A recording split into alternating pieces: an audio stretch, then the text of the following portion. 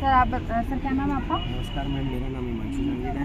तो मैं आप सभी पहले तो सभी मीडिया का धन्यवाद करना चाहूँगा जो हम हमारे युवाओं की बात आप सुनने के लिए सर्वप्रथम यहाँ पे पहुँचे। और मैम अगर रोज़गार की बात करें अब तो हमारी विशेष शिक्षा का क्या है कि कोई भी कैडर नहीं बनाया गया। जैसे वर्तमान सरकार ने क्या किया, शारीरिक शिक्षकों की भर्ती के लिए कैडर बना दिया, कंप्यूटर शिक्षकों की भर्ती के लिए कैडर बना दिया।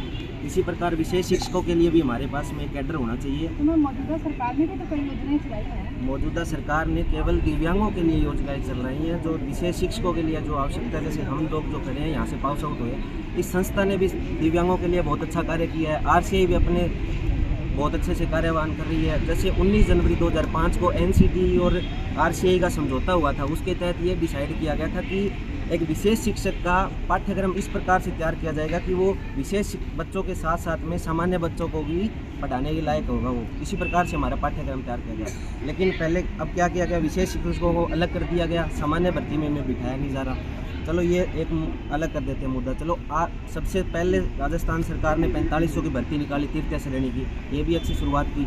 लेकिन द्वितीय श्रेणी और प्रथम श्रेणी कहाँ पे गई? आपने यूनिवर्सिटी भी खोल दी जोधपुर के अंदर, आपने तृतीय श्रेणी की भर्ती भी निकाल दी। जब बच्चे 9वीं से 12वीं तक के पास ही नहीं होंगे तो आप वो विश्वविद्यालय किन बच्चों के लिए खोल रहे हो? चलो ये संस्थाएं हैं जो अच्छा काम कर रही है, बच्चे यहाँ तक पहुँच रहे हैं, लेकिन उन बच्चों का क्या जो यहाँ तक नहीं पहुँच पा रहे हैं? वो तो अपने सरकार ने ये भी प्रावधान कर दिया कि दिव्यांग बच्चा अपने से पास विद्यालय में निःशुल्क शिक्षा ग्रहण कर सकता है। लेकिन अगर उसकी आवश्यकता को देखते हुए अगर वहाँ पे विशेष शिक्षक ही नहीं है तो वो कौन सी शिक्षा ग्रहण करेगा? वो पिछड़ेगा। बात कर रहे हो आप बच्चों को मुख्य धारा से जोड़ने के लिए, तो हम भी मुख्य धारा उन बच्चों को जोड़ने के लिए यही मांग कर रहे हैं कि विशेष शिक्षा का कैडर बनाया जाए। विशेष शिक्षा का कोई प्रावधान नहीं हुआ? विशेष शिक्षा का कोई प्रावधान नहीं है, कोई कैडर नहीं बनाया गया।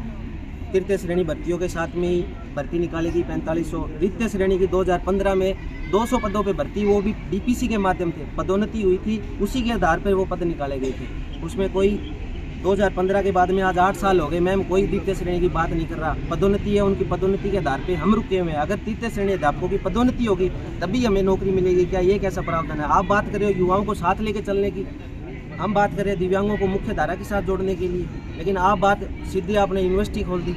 9वीं के बाद का बच्चा कहाँ पे जाएगा? अब मैंने मेरे गृह क्षेत्र भादरा से एक बच्चा है, मैंने उससे बात की थी, वो शरणबाधित बच्चा है। उसके पेरेंट्स को मैंने इतना कन्वेंस करने की कोशिश की, कि आपके यहाँ पे पास में सरकारी स्कूल नहीं है, आप मैं जिस संस्था में यहाँ से पास आउट हूँ तो आप वहाँ पे चलो, बच्चे को सभी सुविधाएं मिलेंगी। लेकिन वो कन्वेंस नहीं हुए। वो बोल रहे हैं कि अगर सरकारी समाज ही इनको थोड़ा सा पिछड़ा हुआ मान रहा है, नहीं समायोजन के लिए लाए, तो हम अपने बच्चों को इतनी दूर कैसे भेज सकते हैं? तो उन बच्चों का क्या किया जाए? अगर दिव्यांग बच्चों को पढ़ाने के लिए विशेष शिक्षा का प्रावधान नहीं लग रहा है। आपने केवल बात की जिनकी संख्या ज़्यादा है, आज विशेष शिक्षक बच्चे कम हैं, तो आप बात नहीं कर रहे हो। आप बात नहीं कर रहे हो उन विशेष शिक्षकों की जिनके आपने शारीरिक शिक्षा की कैडर बनाया, भर्ती निकाल दी। आपने कंप्यूटर शिक्षकों को कैडर बनाया, भर्ती निकाल दी। लेकिन हम विशेष शिक्षकों का क्या? चलो विशेष शिक्षकों के रोजगार के हम चलो और संसाधन ढूंढ लेंगे, लेकिन आप उन दिव्यांगों का क्या जो हर साल 20,000 बच्चे ड्रॉप आउट कर रहे हैं सरकारी स्कूलों से अध्यापकों की कमी से? अगर अध्यापक ही नहीं है तो वहाँ पे वो बच्चे क्या करेंगे? पहले आप अध्यापकों को तो लेके आए, उसी आधार पे बच्चा विश्वास करके विद्यालय में आएगा। अब कुछ बच्चे 2 या 3 बच्चे मतलब जो पेरेंट्स है जो जिनको जानकारी नहीं है, वो संस्थाओं के वो बच्चे दाखिला करवा देते हैं, लेकिन उनके वहाँ पे क्या है कि टीचर ही नहीं है। टीचर नहीं है तो बच्चा फेल होगा, बच्चा सीख ही नहीं रहा, तो फिर माँ बाप सोचेंगे कि चलो बच्चे को घर पे ही रख लेते हैं। फिर किस मुख्य धारा से जोड़ने की आप बात कर रहे हो? तो मैम सरकार से हमारी यही मांग है, जो भी अब चुनावों के अंदर हम उसी का साथ देंगे, हम किसी पार्टी विशेष का साथ नहीं देंगे, हम किसी व्यक्ति विशेष का साथ नहीं देंगे, हम केवल उसी का साथ देंगे जिस प्रकार जैसे हम दिव्यांगों को समाज की मुख्य धारा में जोड़ने के लिए, साथ लेके चलने के लिए कह रहे हैं, तो हम उसी व्यक्ति विशेष का साथ देंगे जो सभी को साथ लेके चलेगा। किसानों की भी बात करेगा, व्यापारियों की भी बात करेगा, शिक्षा की भी बात करेगा, हम जैसे बेरोजगारों की भी बात करेगा, हम उसी का साथ देंगे मैम। यही मैं विनती, आप मीडिया के माध्यम से मैं ये विनती कहना चाहूँगा कि आप जनप्रतिनिधियों को इस बारे में सचेत करवाइए कि आप विशेष शिक्षा का कैडर बनाइए। हम पिछले 2-3 महीनों से चुनावों के अंतराल के अंदर हमने सोचा कि हमारी बात को भी प्रमुखता दी जाएगी। हम जयपुर भी इकट्ठे हुए। यह संघर्ष तो पिछले 8 सालों से चल रहा है विशेष कैडर का, लेकिन हम इस मांग को और तेज करने के लिए इस चुनावी माहौल के अंदर जयपुर भी इकट्ठे हुए थे।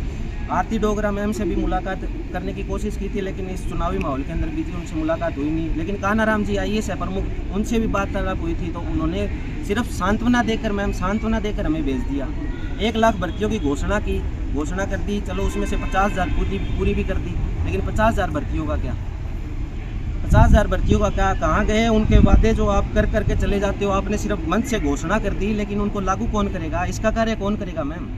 इसका कार्य तो वो प्रतिनिधि करेगा जिसका हम अब की बार चयन करेंगे, और हम उसी प्रतिनिधि का चयन करेंगे जो हम सभी युवाओं की और सभी बेरोजगारों की, सभी व्यापारियों की, सभी मतलब समावेशन के आधार पर वार्तालाप करेगा। तो यही मैं मैम आपके माध्यम से कहना चाहूँगा कि प्रमुखता हमारी मांग यही है कि विशेष शिक्षा का कैडर बनाया जाए, विशेष शिक्षा का कैडर बनाया जाए। बस मैम, धन्यवाद।